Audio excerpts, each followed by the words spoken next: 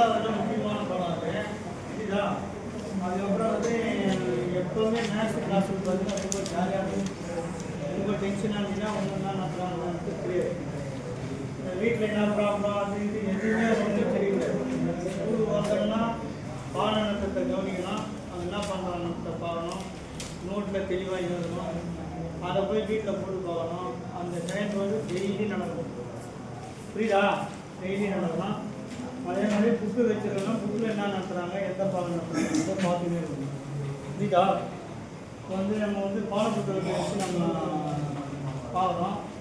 அதில் பார்த்தீங்கன்னா அலமைகள் அப்படின்ற பாடம். அதில் பார்த்தீங்கன்னா ஏற்கனவே வந்து கிளாஸில் சின்ன கிளாஸ்லாம் பார்த்துருப்பீங்க. முக்கோணம், செவ்வகம், சதுரம், வட்டம், புரியுதா? தாய் சதுரம், அப்புறம் சரிவகம், அப்புறம் நாற்கரம், இதெல்லாம் சின்ன கிளாஸில் பார்த்தீங்கன்னா இல்லையா? ஆமாம் சார்.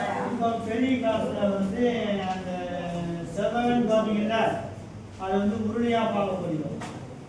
அதே மாதிரி வட்டம் பார்த்தீங்க இல்லையா, அது வந்து கோலமாக பார்க்க முடியும். அதே மாதிரி வந்து முக்கோணம் பார்த்தீங்களா, அது வந்து குறும்பாக பார்க்க முடியும். இப்போ அப்படி பார்க்கும்போது அந்த இருபரிமாண உருவம் அப்படின்னு சொல்கிறது. இருபரிமாண உருவம்னா இதெல்லாம் இது செவ்வகம், முக்கோணம், அப்புறம் வட்டம், அதெல்லாம் வந்து இருபரிமாண உருவம். நமக்கு 10வது தேவையான மட்டும் நான் எடுத்துனேன். அந்த இருபரிமாண உருவம் என்ன மாறுது, உருளையாக மாறுது, செவ்வகம் உருளையாக மாறுது, முக்கோணம் பூங்கா மாறுது, வட்டம் கோணமாக மாறுது அப்படின்ற மாதிரி. புரியுதா? இப்போ நம்ம கோணம் எடுப்போம். அது சம்பந்தமான வீடியோ, அதாவது பெரும்பாலும் கல்வி உபகரணம் தெரிவிச்சு, கணித உபகரணம் தெரிவிச்சு அதை நம்மளே தயார் பண்ணது. அது எப்படி ஒன்று எளிமையாக புரிய வைக்கிறது. செவ்வகன்றது வந்து உருளையாக எப்படி மாறுது அப்படின்றது சொல்லுவோம். புரியுதா?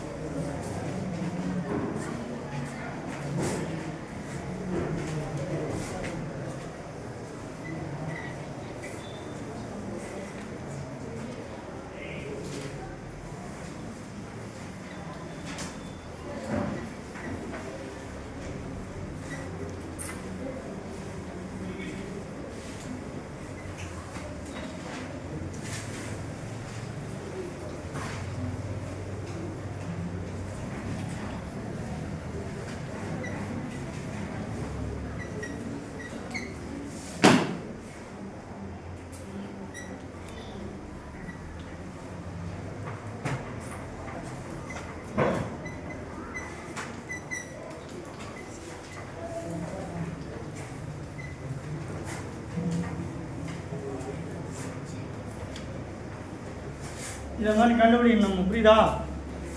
அதில் வந்து முன்னாடி என்ன பண்ணுறோம், நம்ம வந்து உருளை எடுத்துக்கிறோம். உருளை அதாவது செவ்வகம் எடுத்துக்கிறோம். நம்ம செவ்வகம் எடுத்துகிட்டு என்ன மாறப்போதே உருளையாக மாறப்போம்.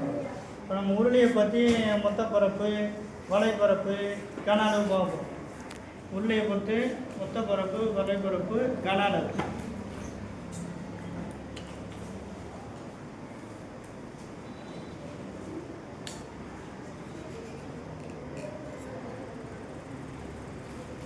இப்போ வந்து செவ்வகமாக இருக்கா?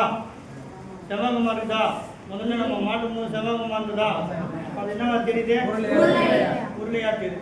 செவ்வகம் வந்து உருளையா தெரியுது. அதான் இரு பரிமாணம் முப்பரிமாணமாக தெரியுது. இப்போ உருளையும் நம்ம வந்து தெரிஞ்சுக்கிறதுக்காக கொஞ்சம், அதாவது உங்களுடைய திறன் வந்து கம்மியாக இருக்குதுன்னா அதை வந்து இந்த மாதிரி பார்க்கும்போது கொஞ்சம் அதிகமான பணிய திறன் என்ன பண்ணிக்க வளர்த்துக்கலாம். ஒரு சில பேருக்கு உருளையே என்னன்னே தெரியாது. இப்போ இந்த மாதிரி வடிவத்தை பார்க்கும்போது அதனுடைய ஆரம் உயரம் என்னன்னு என்ன பண்ணலாம், ஈஸியாக தெரிஞ்சுக்கலாம். புரியுதா இல்லையா? அதே மாதிரி இந்த பகுதியில் என்ன பண்ண போகிறோம், உருளை வந்து கோலமாக தெரிஞ்சுதா?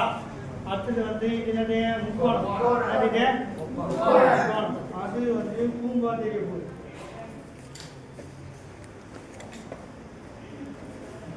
உருளை வந்து என்னவா தெரியுது? பூம்பா தெரியுது. சாரி, அதாவது முக்கோணம் வந்து பூம்பா தெரியுது. முக்கோணம் வந்து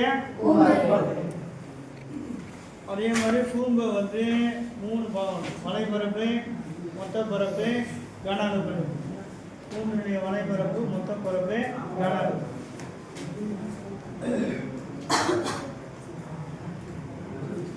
அதுக்கப்புறம் நம்ம பார்க்க போகிறது இதனுடைய வட்டம். வட்டம் வந்து நான் தெரிய போது கோலமாக தெரியும். வட்டம் வந்து வட்டத்தில் பார்த்தீங்கன்னா ஆரம் பார்க்கலாம், விட்டம் பார்க்கலாம், நான் பார்க்கலாம். ஆரம்ன்றது இது. அதுக்கப்புறம் நான் என்றது இந்த பகுதி எங்கே வேணாலும் நான் வச்சுக்கலாம். அதுக்கப்புறம் விட்டம் இந்த பகுதி. அதுக்கப்புறம் இது வந்து வட்டத்தினுடைய பரிதி, சுற்றளவு. வட்டத்தினுடைய பரிதி, வட்டத்தினுடைய சுற்றளவு.